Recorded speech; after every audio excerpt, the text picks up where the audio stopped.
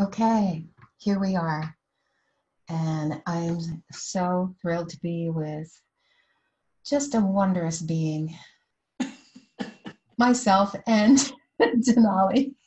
I'm Karina Shah, and I'm with, Denali with The Alchemy of Innocence. yes. And just to preface this, we've had a few minutes of trying to find out whether or not we could do a Facebook Live. And we've discovered, as Denali just said it so beautifully, if you would just repeat that again, that was such a beautiful thing you said. Sid, it's just not happening, and I've slowly learned to cooperate with what's happening. 50 years. Oh, To be agreeable to the present moment. Yes, yes. Right. So here's our topic and orientation, right? How does that happen? How does that happen to be agreeable with the present moment? Because we have free will. We're the only beings on this planet that really have, in a way that we can exert our free will. Everything else is just being. Even the animals are mostly being. They're not really exerting will, right? So we get to decide. And what the realization was here is that there's one of two things happening. Either I'm being present, and then something completely new is going to happen, in my experience, that is, I'm going to respond. I can respond to the moment. And that's live, that's authentic, that's real. Or I can be absent. I can be in my mind in the future or the past. Like resisting them. Yeah. Or avoiding or resisting or distracted or anything but just being here, present. And then what's going to happen is a reaction. And in the word, it's reaction. It's an action that happened in the past. Right. So whatever here is here, like even you talking to me, my mind will go through all the files through my 50 years and then come up with the best response, come up with the best ideas, come up with the best way to be, right? For success, for my humanness. And this 50 years is just a tiny speck in eternity. Oh my gosh. And infinity. Right? And someone's like waiting in line for something, or you're in traffic and it's like, and that whole technocratic overwhelm, you know.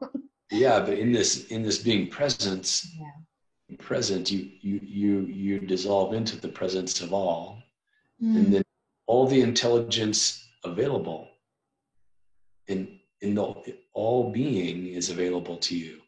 So now that's what's coming through. That's what's seeing through your eyes. That's what's participating and responding. And you'll say something or do something that you would have never considered before, or you wouldn't even, doesn't fit your personality, or has nothing to do with you because it's for the other person. It's not about me anymore, right? When you're present.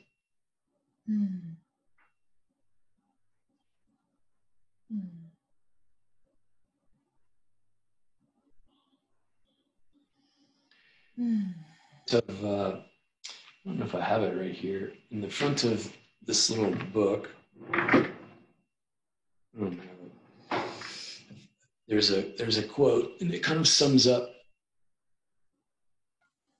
the essence of this being present. I put it there to kind of give the reader like an orientation of what's coming. And it says something to the effect of,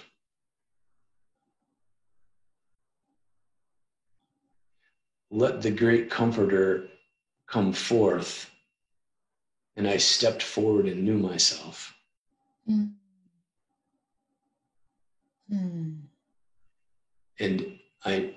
because this is the aspect of God, right? We're here to attend to everything that's here. So if you're here to attend even in this conversation, if you're attending to me and I'm attending to you, then I'll be that which you need me to be. I'll be shaped. I'll allow myself to be chiseled and whittled and sanded and shaped to be what it is for you, or for this conversation, or for the people that are going to watch this, and that will be your response. And so as we're both allowing ourselves to be shaped, our preferences have nothing to do with that, right? We still have them. We still have them. We still have our personality and our preferences, but they have nothing to do with how we're attending to the moment.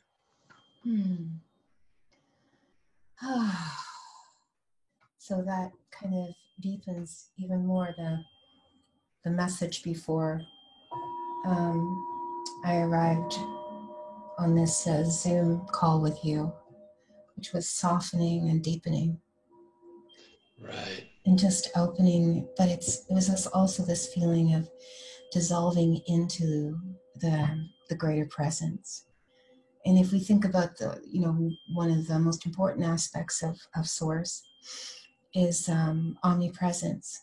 It means omni, it's like it's everywhere, it's all. So there's something that's already prepared for us that we are beckoning ourselves or stepping into, or being in this moment is already here. It's already present. And what we are allowing ourselves, or giving ourselves the opportunity to be within as it already is. And there's just this, as you said, cooperation, cooperative expression or experience. And so the greater being of our being is this beautiful welcoming call. This is deep within our being that's rising up. And it's also a welcoming in our physical space right here and now. And then it just echoes out into all the different dimensions of our being simultaneously, but being present in here as we are. And the other word that came to mind was stability, but a kind of stability that it's like the surfer, that kind of stability of being able to read the wave, why it rises. Dynamically stable.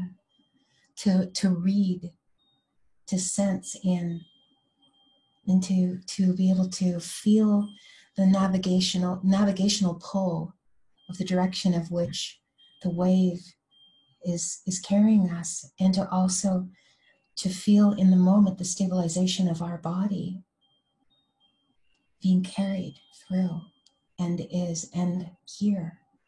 So what is here? We have this word, but right. it almost seems so limiting, like you go to class, and the name called out here, present. But this is something that's calling deep within us. And there's this beautiful, wondrous feeling. As we know, words are as small as they can be, but also as large as they are allowed through the way our voice communes and communicates. This example you're speaking of like a surfer and a surfboard and a wave, right? You see these beings and they're one with that wave. They are doing things that seem impossible, but in their mind isn't doing, they can't think fast enough to surf very, very well, right? So those of us that are surfing with our mind, instead of allowing our body to be responding, to be fully present, is like if you were absently mindedly just put on a surfboard that's on this big wave, and then what's going to happen? You're going to fall off. You're going to hit the bottom of the ocean. You're going to get slapped down, right? And then you come up and you try to get back on, but then you become absent-minded again and you get slapped down. And So this is the experience of using the mind to using the mind to make choices for life, for living, right? Yeah, but then when it like steps into the heart, into like the fullness of the being, yeah, whole other domain of connectivity. Right. Yeah, then it's happening at this faster than the speed of thought, faster than you. There's no comparison. It's just it's all instantaneous. Yeah. And if the mind has the right relationship to the heart, it will do the things that mind's good at. It'll calculate, it can analyze, it can speculate, and it can give that information to the heart. Right? Then the heart, if the heart's untroubled, if it's at peace, if it's a vast ocean of serenity, then those thoughts and that information dissolves in that vastness. But if the heart has a lot of repressed emotions or anything going on in there, then those thoughts aren't allowed to dissolve. They don't dissolve in the vastness. They just get jumbled in there like something that you don't want, like a jar of peanut butter in the dryer with your clothes. I was thinking that's a good one. I was thinking like an eddy in a right. In a stream, right. And it's going around and around and around. Yeah. And there's something that's not quite letting it go through, but a jar of peanut butter. Right. It makes everything stick together and it makes it worse, right? It makes a mess. Oh my God. And what do you find in the eddy when you go to the eddy at the river? It's where all the trash is floating. It's like, right? The pure clear water is all going down the middle, and then the eddy has all that icky looking foam on it, and all that trash is floating there. It gathers, and that's just what happens in our minds and our hearts, is that when there's an eddy, it gathers up all the stuff that's not useful. It gathers up all the things that don't apply to this moment. And then eventually there's just this moment you'll, because streams and nature are very, very important to me. And there will be this moment where all of a sudden something will come through very powerfully and flush everything out. And when you see that happen, there's just this feeling that floods the body of a realization like, okay. And nature is the perfect mirror for the internal frequency. Yeah. Then comes the flood. Well, let's go there. Right. Yeah, the banks of flood. Yeah, we might be a little bit in the planisphere right now. Some might be feeling like they want to scramble up the banks because it's a little, there's a lot. And especially those beings that have become comfortable in the eddies. Mm-hmm. They're the ones that don't like the flood. They resist the flood waters the most. It's because they've got comfortable with what's floating there and the other beings that are floating there, and they know what it is to cycle around. It's comfortable, it's known, but to get back into the mainstream, then it's unknown, and there's this force carrying you that seems it seems scary because it's something that you're not acquainted with, right? It seems like it's something separate than you, this force, but it's not. That's the crux, is when you come out of this eddy that we're floating in, and that can be a political eddy, a physical eddy, an emotional eddy, a mental eddy, a dietary eddy. It can be anything, and the flood comes and washes everything clear.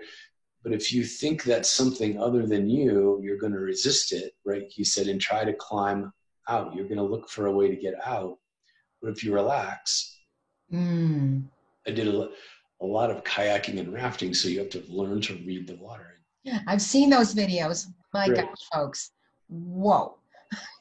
So what you do is you find you're looking for the main flow of the stream. And then what you do is you just make the tiniest adjustments with your paddles, just a little here, a little there, to stay in the middle, to stay in the flow, to stay away from the banks, stay away from the obstructions, right? But it's not frantic. When you first start, it's very frantic. It's like going here and going there and almost dying. And then when you relax, you see it just takes a tiniest little bit of to readjust. Yeah. That's how it works with your mind and your heart. Like the 0 point, like the Zen, yes. And even in that beautiful prophecy of the Navajo and all the great prophecies talk about go to the middle of the river, leave the safety of the bank, find where you left the swift current and let it carry you. And that's a cooperative wave of frequency. It's also just, it's that, again, coming back to that awareness of presence and being present at the same time. Yeah. So if you're in this raft or kayak and you're in this river and you're not present, right, then you're just going to be gaps in your relationship with the flow. And then you're going to have to make major shifts and adjustments to get your orientation back and to get back to the center. But if you are present, and this is what I would say about any of the great saints or gurus or sages, they're having the same experience you're having. They're in this flow, they're in this river. And the only difference is that their adjustments are micro adjustments. If they're so present that if they feel a 1/10 of a degree off, they adjust it. But if we're not paying attention, we're 10 degrees or 20 degrees or 40 degrees off before we make an adjustment. Then it makes a huge adjustment to come back. Right? Yeah, and that adjustment sometimes looks like getting fired, having a divorce, car accident. It looks like something we really don't enjoy, or stubbing your toe, or anything that would really bring us to a place of whoa, or that, okay, attention. Where is your predominant power being focused on externally? Bring you back within. Yes. If you place your attention, give your power away to anything outside of yourself, then you're going to have some major corrections or adjustments. It could be just minor. I mean, I think it's like really essential to, of course, be aware of our surroundings and to pay attention. But the level of what I call weapons of mass distraction is the capacity to be so dazzled by all of this at the expense of what is deep in the calling. And I think the key to that is it's a deep listening in the presence, in the moment. And what you're saying is so absolutely accurate about that. Paying attention, being present in the presence. And I go back to also a quote from the Buddha when he had his first moment of realization, and he'd been sitting there with his 5 siddhas and, just basically letting his whole body go to ruin. And he came out of it, and there's floating by on the river is a musician with a teacher. And the statement that was made about the instrument, if it's too tight, the string will break. If it's too loose, the instrument won't play. And that was the moment when Buna went, ooh. Right. Yeah. And I love that. Yeah, it had been too loose, and then he had slowly over-tightened it. And right. So, yeah, the realization, like the middle way, the middle path, the Tao, all these different teachings it's all coming back to a combination of deepening, softening, but also strengthening. and the will that is aligned or twinned with that divine will.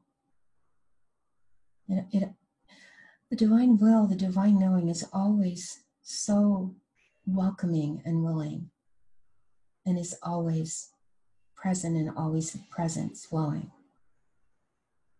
It's simple,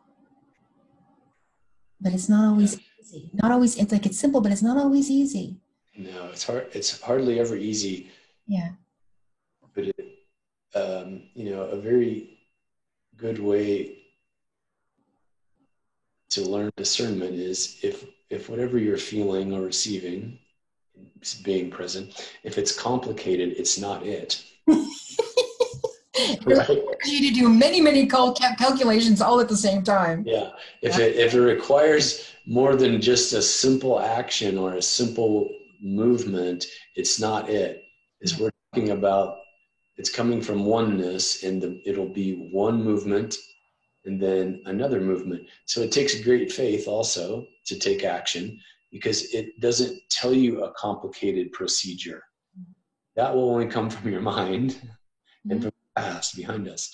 So it's one step at a time, and there's faith that the next step, that you won't be left hanging halfway through. It's even in these words that are coming out my mouth, there's absolutely no thought.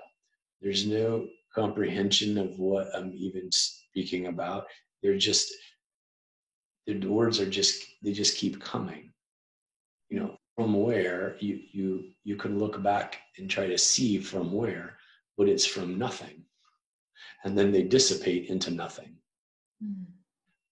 So it's just, like I used to share with students, it's like you get to decide. You do have this self-will, right? So it's like if you have an Etch-a-Sketch and you're turning the knobs on the Etch-a-Sketch, right? But God is constantly shaking it. You get to drive that dot anywhere you want, but that's it, right? It's not making some beautiful design. You are here. You are here and here and here and here and here and here and here. And that's this moment. It's dissolving as it's rising. Yeah. Like the sand mandalas, the level of, absolutely stunning gorgeousness, and then just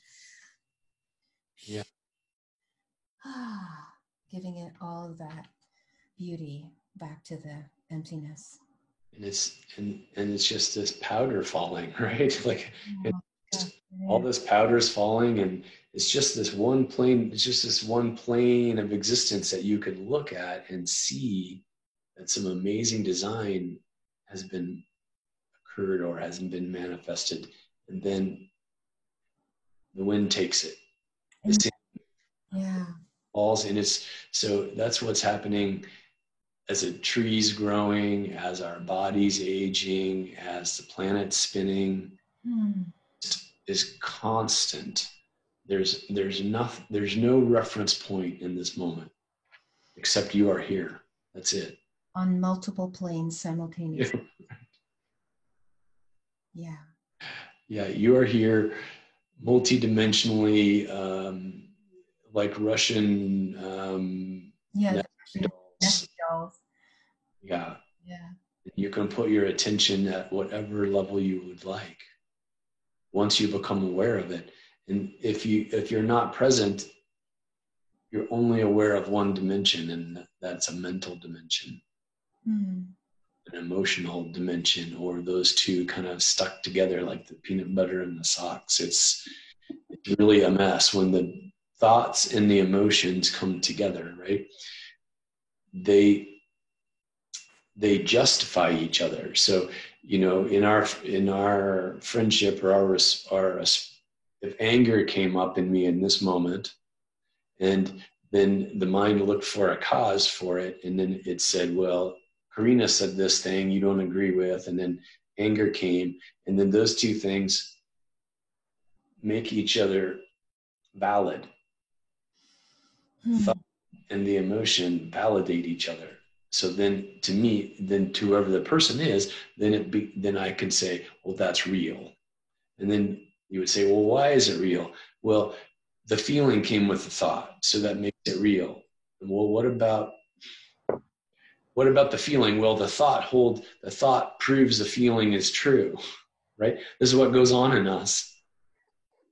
And it goes on like all day long, every day. If you separate the thoughts and the emotions and put them in their separate piles, almost nothing is very real. Mm. They aren't, there's nothing holding them up. They're not validated. Mm. They're just a passing thought or just a passing emotion. Right. But then there's a deeper felt sense, a deeper knowing, that's feeling that's generated from being present in the presence. It's not based on time or incident or experience. It's just what's available here. Right. And every time you check, it's always there. Mm-hmm. It's like, oh, there it is. Or you can just, and then it starts to be fun to check. Mm-hmm. Yeah, and to see how willing it is to offer everything it has.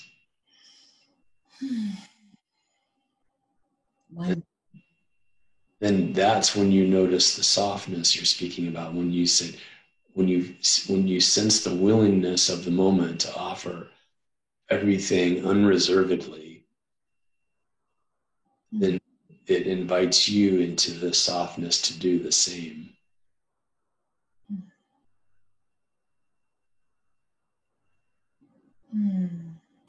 Yeah.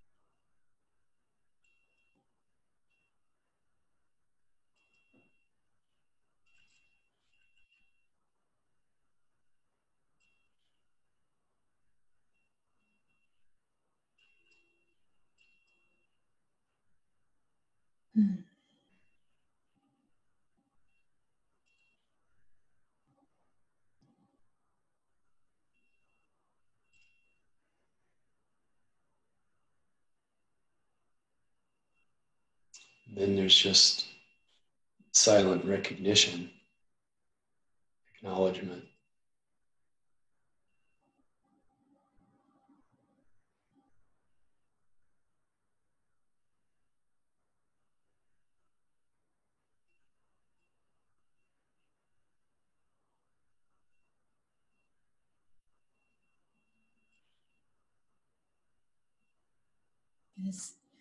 This feeling and image that comes into my heart is tiny little rivulets, underground streams from tops and tops of mountains dripping down, little streams, big rivers, all converging at the mouth of a wider body, and they're all joining together.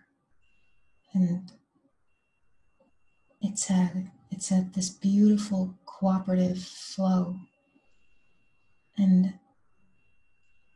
on the surface of this is one tiny leaf that's just returning with all these converging streams, just one tiny leaf floating and returning.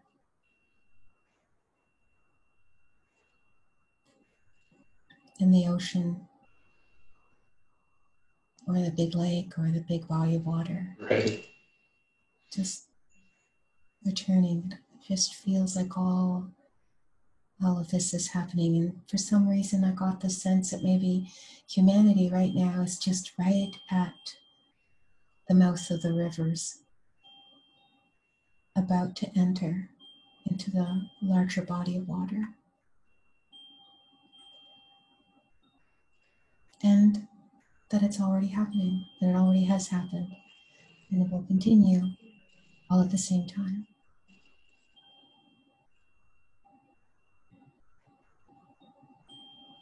Yeah, it's a funny experience, this moment, because as you're saying, there's absolutely no concern with me that this will not come to pass, because I see it from the future as it already has occurred, and from the beginning that it was intended, and in this moment that it's being delivered.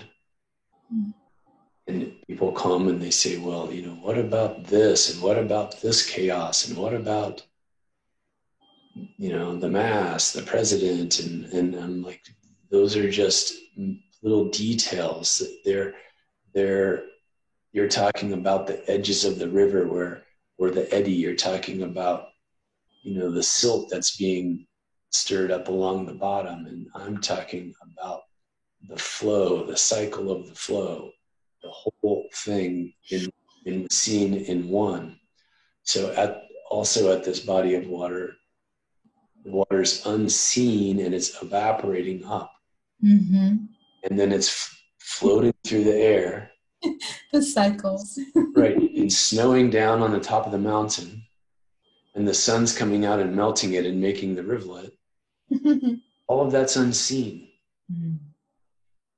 But it never ends. It's constant. It's never ending. So that we're being delivered into the next body of water, and the vastness of it compared to where we've come from is always,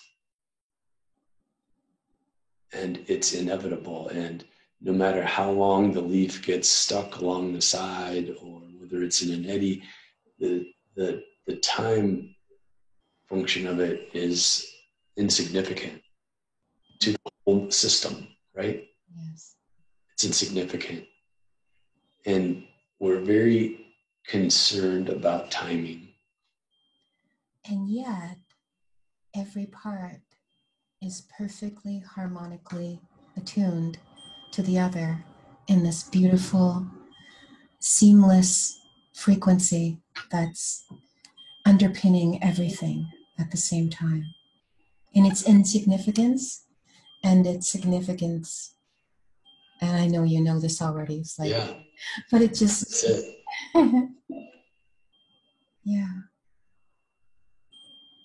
So as we are that little leaf, we can be screaming with terror. We can be singing gleefully. We can be, excited. We can think that we're stuck. We can say we're going too fast. We can complain. We can. And then in the gaps in between those, you're just the leaf and you're being carried by the stream irregardless. Right? What? Self be carried. Yeah. And what always assists us to return to the awareness of the minuteness and the vastness in the moment is the breath. The breath is just this great attuner. And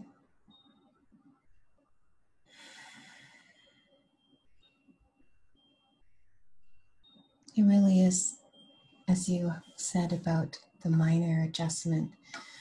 And I'm going to just bring in one little more metaphor. Thank you, beautiful Buckminster Fuller. It's on his headstone. It says, "Call me trim tab." And the trim tab is this little rudder that can be on an airplane or it can be on a big ship. And that little rudder creates a tiny wave that moves the whole. It's a tiny movement that changes the frequency in the wave and the pattern of the air going in a slipstream over an airplane, or an adjustment in consciousness. And he said, "Call me trim tab." Right. It's like a tiny shim. You have the huge rudder, and it's like the little bitty thing they put on it to make it all balance out. And it's just, yeah. Right. So if you pay attention to the trim tab, to pay attention to the rudder so much, you won't have to make the big, gross, startling, it's like if you're on an airplane and the pilot just suddenly jerked the wheel, like everything, that's what's happening inside of our thoughts and our emotions every time this happens. Every time we have to make these big adjustments where, we're just like, screw it, I'm done, I quit, I give up, I failed, I refuse to continue, or like these big events in life. And there is no getting off this ride, right? Even if you wonder about there's an afterlife or any of that, life is continuous, it's seamless, its awareness doesn't have gaps in it. So the trim tab is where it's at. Gosh. I didn't know it said that on his grave. That's beautiful. Yeah. Yeah.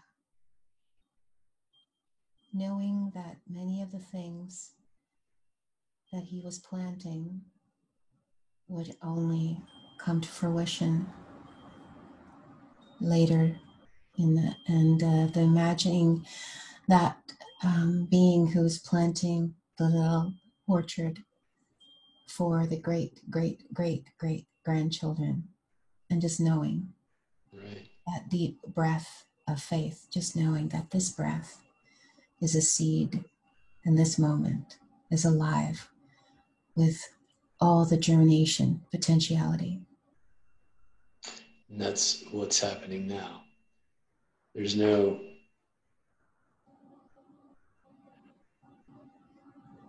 We're sharing what our experience is in this moment, fresh and new, and also with many beings sort of concurring that they've had similar experience, and yet we're sharing it just between the two of us, as friends, as comrades, as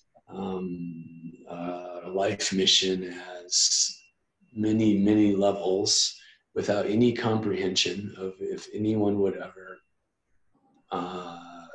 listen to this, if it will have any effect, if what will come of this sharing is not our business.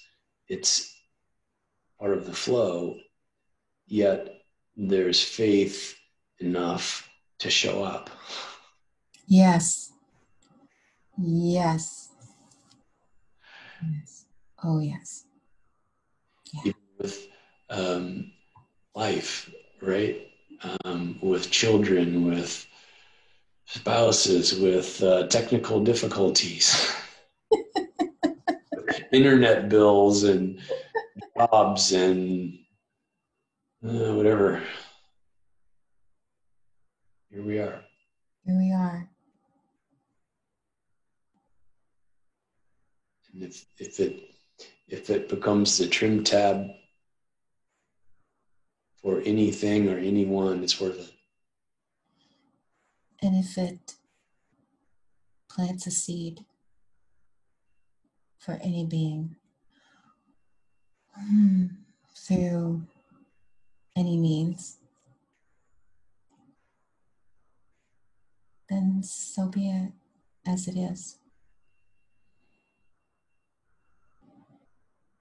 So thank you for showing up again. Thank you for being here. And thanks to all of you, whoever you are and wherever you are. There's links below that you can click to learn more about Denali and myself, Karina Shah. We're also on Facebook. How can they get a hold of you on your social media platform? Yeah, on Denali Norris at Facebook or alchemyofinnocence.com. And I would love to hear from anyone. I love to hear feedback. I like to know how anything that's being shared has affected you. I'd love to meet any of you in person. That goes for me as well. You can get me at karinashah.com. I'm on Facebook, Karina Shah. I have a Facebook page and I've got some groups, Grandmother Speaks, Global Gatekeepers Gathering, and Stargate of the Heart.